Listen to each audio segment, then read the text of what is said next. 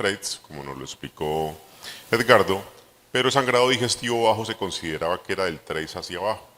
En la medida que hemos podido tener conocimiento y abordaje del intestino medio, que es el intestino delgado, entonces el término de sangrado digestivo bajo se limita solo para aquel que es distal a la válvula iliocecal. ¿Listo? Entonces es importante tener en cuenta ese concepto.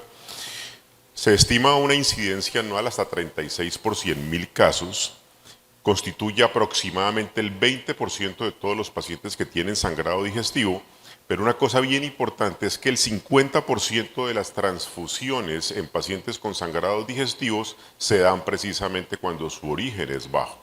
Es decir, esto nos habla de la mayor magnitud y probablemente de la mayor severidad que tiene el sangrado digestivo bajo.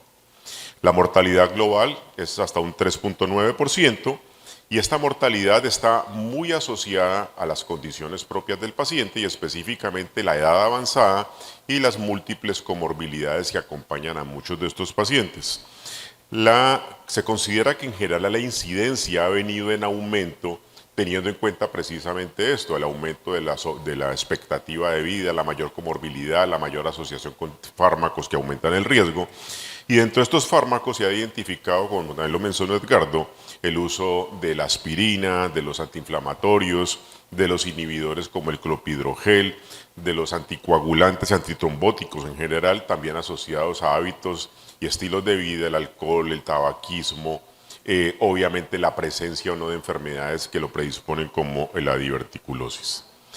Y en general, a pesar de que es una enfermedad que es importante, es un problema de salud, se ha encontrado que existe una falta de consenso sobre cómo debe ser el manejo de estos pacientes, sobre todo lo que tiene que ver con el abordaje en urgencias. De allí la gran importancia de que hoy estemos hablando aquí de este tema. Yo siempre digo que en muchos de estos temas no hay nada que inventarse, eso ya está inventado, tiene que ponerse a lucubrar. Y para eso existen unas guías. Yo solamente he traído 3 guías aquí. Una del 2019, que es de la Sociedad Británica de Gastroenterología, del 2021, que es la Sociedad Europea, y la más reciente del 2023, que es una actualización de la guía del American College. Desde el punto de vista etiológico, esto es un grupo heterogéneo de entidades que pueden tener sangrado digestivo, diferentes condiciones fisiopatológicas y diferentes cursos clínicos. Incluso la frecuencia, como ustedes ven, reportadas es muy variable en los diferentes estudios y esto obedece muchas veces es a la forma en que estudiamos a los pacientes, al momento en que hacemos los estudios en los pacientes. Solamente quisiera resaltarles que la enfermedad diverticular y la enfermedad anorrectal siguen siendo las causas más frecuentes de sangrado en este grupo de pacientes. También importante anotar que hasta en un 23% pueda que no encontremos ninguna causa. ¿Listo? Dentro de las causas más frecuentes, la enfermedad diverticular hasta el 30%, luego la enfermedad hemorroidal, aunque en general toda la patología anorrectal hasta en un 20%. Fenómenos inflamatorios como las colitis isquémicas, la colitis ulcerativa o la enfermedad de Crohn. El cáncer y las lesiones precursoras como los pólipos también son causas frecuentes. Sin embargo, el cáncer no es principalmente una de las causas que se manifieste por un sangrado masivo que obliga a la consulta de urgencias. Otras entidades menos frecuentes son las angiodisplasias o ectasias vasculares, la proctitis por radioterapia, el divertículo de Meckel, etc. En cuanto a la presentación clínica, ante esto, la manifestación cardinal es la presencia de hematoquexia, entendiendo por ella la presencia de sangre roja rutilante o marrón, más o menos marrón, o menor grado en mayor cantidad, en términos de que no nos damos enterorragia, es una enterorragia que entonces más bien uno especifica es la intensidad, es más fácil hablar de hematoquexia.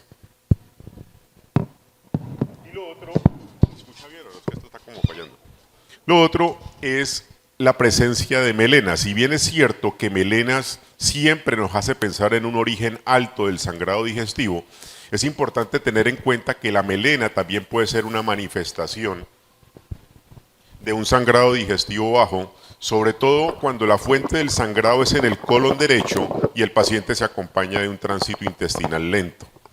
También, como lo mencionó Edgardo, un paciente con sangrado digestivo alto, que sea un sangrado masivo y con un tránsito intestinal rápido, se puede manifestar con hematoquexia, concepto que también debemos tener presente para el abordaje de estos pacientes. Es importante tener en cuenta los síntomas asociados, ya que no es que todos los sangrados sean iguales. Importante indagar si hay dolor anal al momento del sangrado, dolor abdominal, diarrea o mucorrea, estreñimiento previo, fiebre. Importante los signos de alarma, o sea, las banderas rojas, como la presencia previa de anemia, pérdida de peso, cambio en el hábito intestinal, que de entrada nos hacen pensar en una enfermedad neoplásica, y pues obviamente la valoración del estado hemodinámico, teniendo en cuenta todas esas constantes vitales como las que vemos allí en la diapositiva. Desde el punto de vista de clínica es importante nuevamente indagar, ¿sí? Y sobre todo examinar a los pacientes. Miren cómo hasta un 20% de las causas está a nivel anorrectal, la enfermedad hemorroidal, el hematoma anal o lo que llamamos hemorroides trombosadas, las fisuras anales. ¿Cómo identifico una fisura? Dolor anal y sangrado. ¿Sí? El sangrado hemorroidal no es doloroso. El prolapso rectal, trauma, ya sea autoinducido por cuerpos extraños o trauma inducido, por ejemplo, en pacientes ancianos sometidos a enemas permanentes, presencia de úlceras rectales, la enfermedad diverticular, el cáncer, como ya mencionamos, cáncer de cada una de esas posiciones. Importante tener en cuenta que muchas de estas enfermedades, las anorrectales y el cáncer rectal, está al alcance de nuestra vista y al alcance del dedo. Entonces, importante el examen físico y en eso les insisto mucho. Los pólipos, las enfermedades inflamatorias, la enfermedad isquémica. Entonces, si a mí me llega un paciente de avanzada edad, cardiópata, que me llega con dolor abdominal y fuera de eso con deposiciones sanguinolentas, probablemente el paciente tenga una colitis isquémica. Y las angioectasias, que generalmente se ubican en el lado derecho del colon y son también más frecuentes en pacientes ancianos. Estos son ejemplos de cada uno de esas manifestaciones, teniendo en cuenta, y quiero resaltar que en el último mes he diagnosticado 2 cánceres de recto en pacientes menores de 30 años. Entonces es bien importante el examen físico. El abordaje inicial, lo básico que nos enseñaron y que nos siguen enseñando. Historia clínica, examen físico e indagar por antecedentes. Eso sigue siendo, eso nunca ha perdido ni va a perder su papel. En la historia clínica, obviamente la manifestación cardinal, el sangrado, la hematoquexia, los síntomas, al examen físico el estado hemodinámico, la inspección anal, vuelvo, insisto, en el tacto rectal. En cuanto a los antecedentes, nos pueden orientar también hacia la presentación de la causa. Colonoscopia previa o una polipectomía, muy probablemente el sangrado se origina en una pospolipectomía. Si ha tenido episodios previos, pues es muy probable que sea la misma causa, ¿ya? Si ha tenido radioterapia, cirugías digestivas, el uso de medicamentos, trauma. Y en cuanto al laboratorio, uno tiene que ser muy racional con el uso de exámenes, no pedir toda una batería de exámenes a los pacientes en general. Debe ser muy individualizado de acuerdo a la edad, al aspecto clínico. Uno ve pacientes jóvenes, 30 años, con una fisura anal y tienen pruebas de coagulación, pruebas hepáticas y un poco de cosas que no nos aportan nada para el manejo. Entonces, individualizar mucho esto.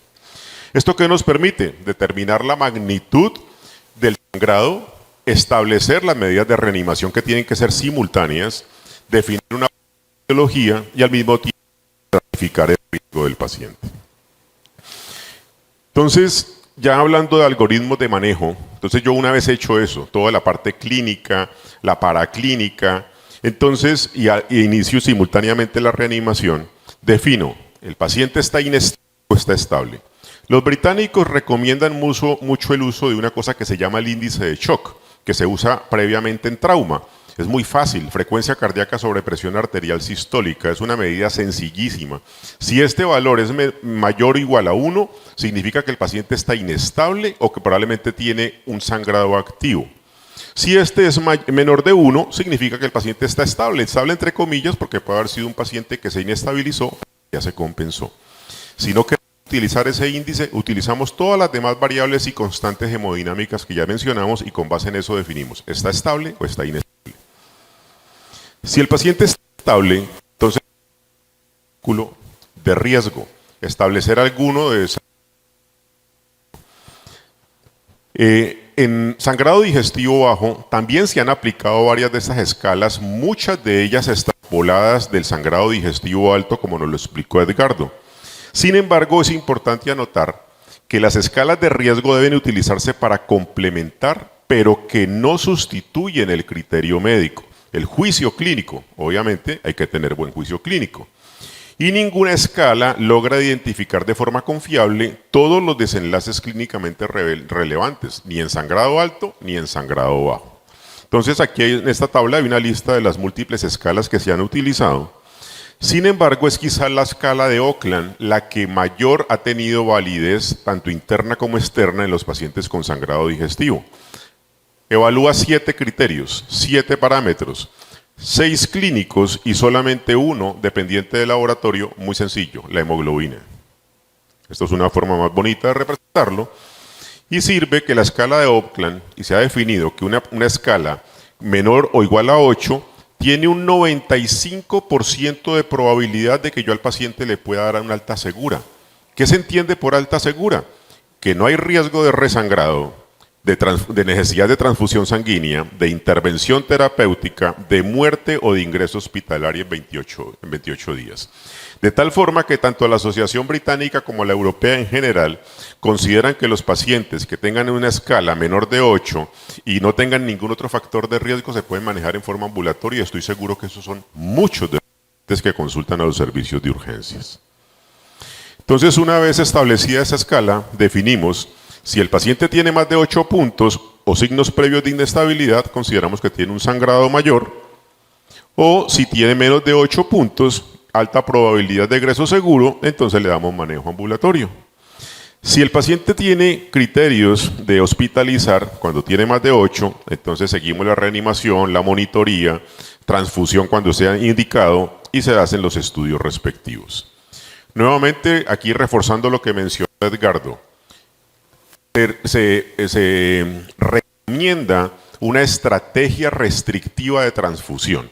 Uno ve que los pacientes muchas veces llegan inestables al servicio de urgencias, se prenden todas las alarmas, se inicia la reanimación, les ponen sangre a veces sin cruzar ni nada, y cuando el paciente está estable y nos lo suben a la unidad de endoscopia, tiene 13 de hemoglobina, ¿sí? Entonces uno inmediatamente entiende que la valoración inicial no fue la adecuada. Entonces hay que ser muy racionales con esto.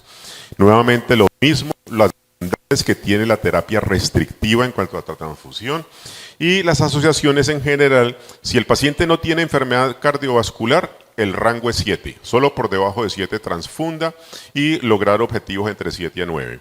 Si el paciente es anciano, si tiene riesgos cardiovasculares, enfermedad cardiovascular, obviamente si está choqueado y está claramente definido que está choqueado, sí este criterio para transfundir es un poco mayor. ¿Listo? ¿Alguien aquí usa ácido tranexámico en el servicio de urgencia para manejo de hemorragia? ¿Lo han usado? ¿Sí? ¿Lo han usado? Ok. En mi institución también, y en muchas en el mundo también. Sin embargo, claramente documentado en los estudios, no existe ningún beneficio en términos de resultados con el uso del ácido tranexámico. Y eso en sangrado digestivo bajo sí que está completamente demostrado. Pero sí está demostrado que puede aumentar el riesgo de eventos tromboembólicos, de tal forma que no se recomienda el uso del ácido tranexámico en sangrado digestivo, ni alto y mucho menos en bajo, porque yo les digo que esto es una costumbre muy común en los servicios de urgencia en este momento.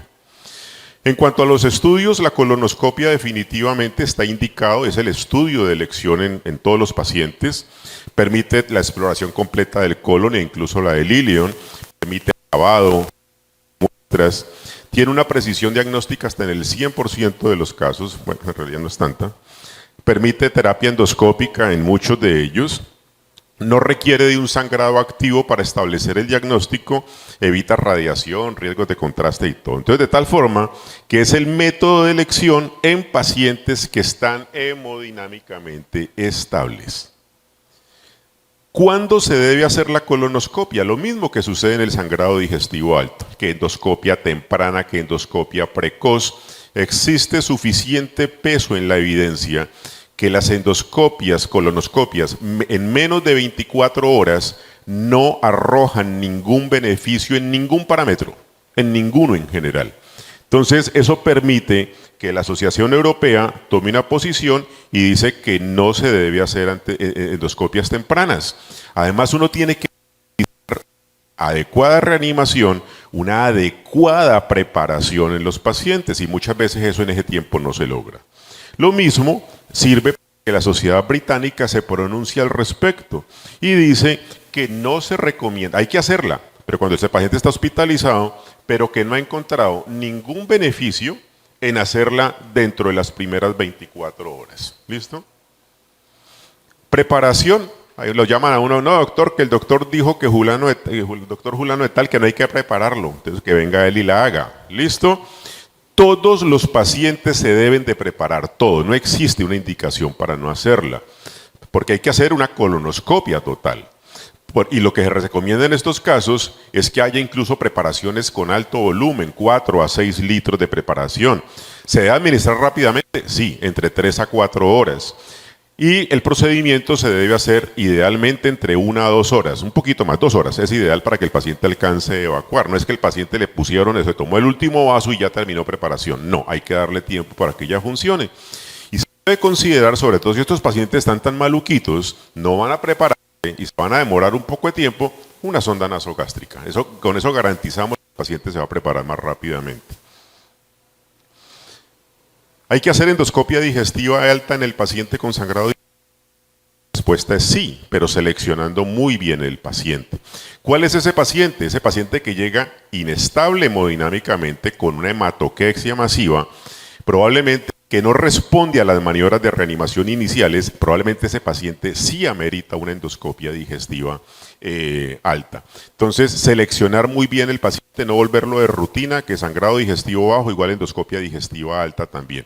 Y mucho menos, porque también lo hemos visto, el paciente ha tenido hematemesis, melenemesis y le terminan pidiendo una colonoscopia, pues obviamente no tiene razón de ser.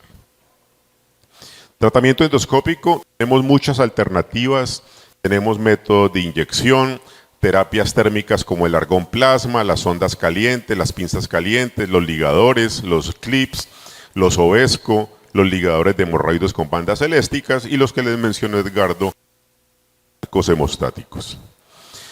Si bien es cierto que cualquier medida puede servir en general para parar el sangrado, pues existen ciertas recomendaciones de cuáles medidas sirven más en unos casos que en otros. Y decisión del endoscopista en el momento de realizar el procedimiento.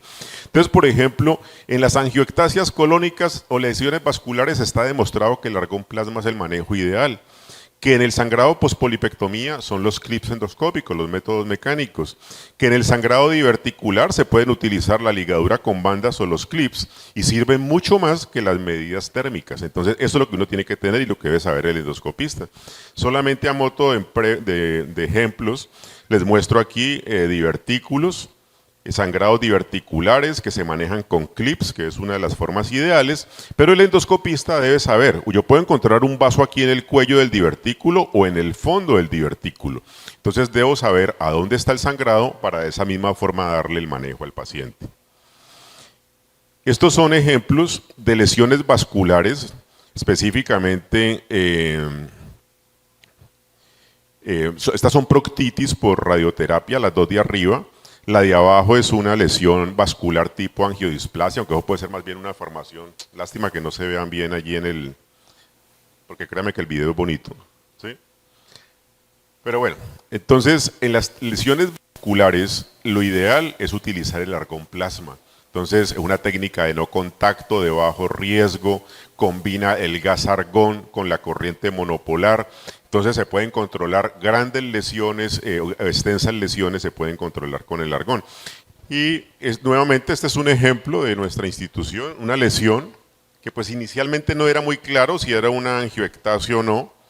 Para eso nos sirven mucho las imágenes de técnica avanzada, en este caso la aplicación del NBI, que nos confirma que sí es una lesión vascular. Lo que hicimos fue, esto era colon derecho, entonces para disminuir el riesgo de complicaciones hacemos una infiltración submucosa con solución salina y posteriormente le aplicamos argón plasma. No nos fue muy bien, la lesión igual siguió sangrando o seguía sangrando, entonces podemos combinar técnicas, en este caso con un clip, con lo cual ya logramos el control del sangrado. Entonces tenemos herramientas con las cuales podemos combinar, con lo cual aumentamos la tasa de éxito de los procedimientos.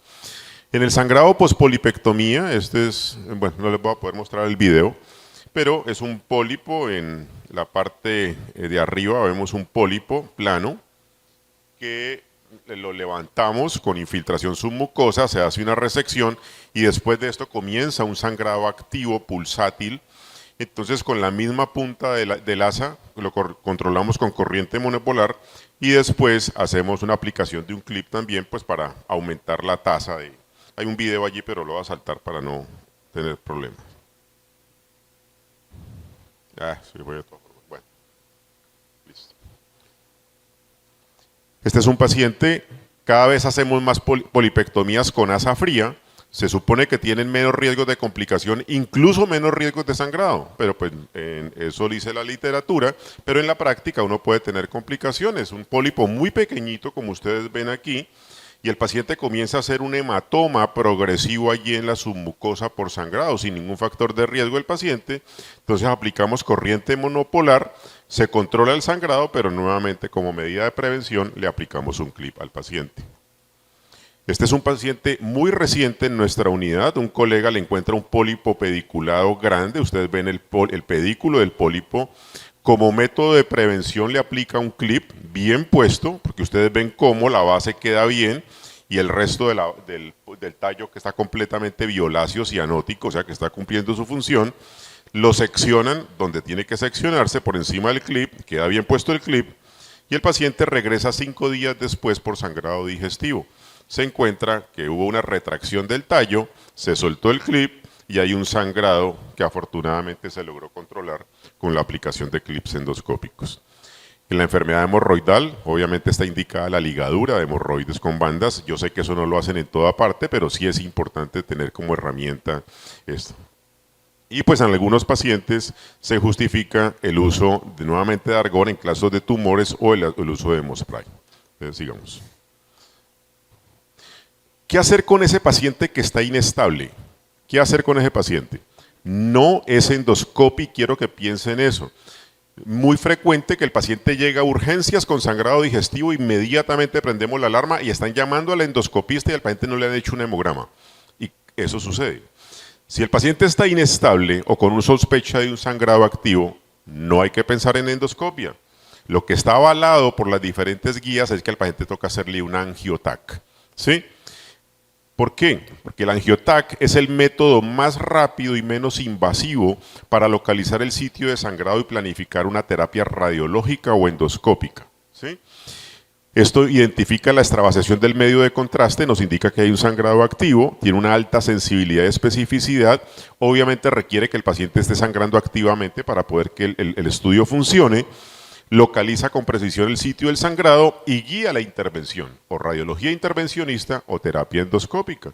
Aquí vemos un ejemplo, esto es un TAC en la fase inicial, luego en la fase arterial se ve cómo comienza a pintar el medio de contraste en el colon y con el paso del tiempo se ve más lleno. Esto es el mismo paciente en un plano coronal, vemos cómo comienza a manchar aquí el medio de contraste y después se llenó el colon del medio de contraste. Entonces, le hago el angiotac. Si me sale negativo, entonces lo estudio como el paciente que ya vimos. Entra como sangrado mayor, colonoscopia, X, Y, Z. Pero si me sale positivo, entonces a este paciente hay que darle tratamiento. Está sangrando, hay que hacer algo. ¿Qué es lo ideal? Hacerle radiología intervencionista. Lo ideal es que este paciente salga del TAC y lo metan a la unidad de angio. Lo ideal es que a estos pacientes antes de 60 minutos se les esté haciendo el cateterismo arterial y la embolización arterial selectiva. Si no hay forma, entonces hay que recurrir a la endoscopia terapéutica. Esto es el mismo paciente del ejemplo anterior, entonces vemos cómo aquí se pinta el sangrado y después se ven los coils, la embolización que se le ha hecho a este paciente. ¿Cuál es el riesgo de la embolización? La isquemia del colon. Yo les diría que en nuestra institución tenemos unos casos desafortunados de unas complicaciones muy severas en estos pacientes después de la embolización. Si el paciente se maneja con éxito, entonces seguimos todavía nos devolvemos y hacemos todo el protocolo, pero si no tenemos éxito, hay que ver otras alternativas o incluso pensar en la cirugía, a lo cual no quisiéramos llegar. La cirugía definitivamente está asociada con una muy alta morbimortalidad, debe ser hecha solamente cuando no existe alternativa de nada más o todo lo que le hemos hecho le falla al paciente. Pero idealmente teniendo localizado el sitio del sangrado, no entrar a la loca, andar haciendo colectomías totales y todo, porque la probabilidad de fracaso de esa cirugía va a ser muy alta. Ya para finalizar, como vemos, cada vez pacientes de más edad, cada vez con más comorbilidad, de tal forma que el uso de antitrombóticos en este grupo de pacientes es muy alto, muy alto. Hasta 30% de los pacientes con sangrado de tracto gastrointestinal usan algún tipo de medicamentos antitrombóticos. 2 al 5% pueden utilizar terapias complejas, incluso terapias duales. El enfoque de estos pacientes debe ser multidisciplinario. Yo tengo que involucrar al médico tratante, sea el cardiólogo, al neurólogo, que fue el que le ordenó el tratamiento, e incluso a los intensivistas si el paciente está en la UCI. Y las decisiones se deben de tomar basados en 3 conceptos: la gravedad del sangrado, el riesgo de resangrado y el riesgo trombótico del paciente. Con base en esos 3 criterios yo defino suspendo o no suspendo las medicaciones. ¿Listo? No me voy a detener. En general se recomienda que si los sangrados son autolimitados o el paciente está estable, no le suspenda nada al paciente. ¿Listo? Obviamente si son mucho mayores, probablemente sí hay que suspenderlos. Y si los suspendo, tener muy claro cuándo lo tengo que volver a reiniciar. Eso sucede para los anticoagulantes tipo warfarina, para los anticoagulantes de orales directos, para los antiagregantes en general. Mensajes finales. El sangrado de tracto digestivo bajo sigue siendo una condición frecuente de presentación en urgencias. Hay un aumento en la frecuencia dado por la edad, también asociado a las comorbilidades y el uso de antitrombóticos en estos pacientes, por eso tal vez encontremos una mayor incidencia. La historia clínica y el examen físico son y seguirán siendo los pilares del diagnóstico y de la orientación del manejo de nuestros pacientes. El manejo inicial debe estar orientado a lograr la estabilización hemodinámica y estratificación del riesgo del paciente, uso racional de los hemoderivados, uso racional de los estudios diagnósticos acordes a la condición clínica. Recordar que en este caso en el paciente inestable es el angiotac y probablemente la radiología intervencionista el de elección en el paciente inestable, que la colonoscopia es el estudio de elección de primera línea en el paciente estable, que se debe realizar durante la hospitalización, pero no como una endoscopia temprana o de urgencia, siempre con preparación. Tenemos varias modalidades de tratamiento endoscópico según la etiología. En los pacientes de bajo riesgo se pueden manejar en forma ambulatoria, requiere de un manejo multidisciplinario en los pacientes con manejo antitrombótico y ojo con la inspección anal, el tacto rectal y nada de uso de ácido tranexámico. Muchas gracias por la invitación.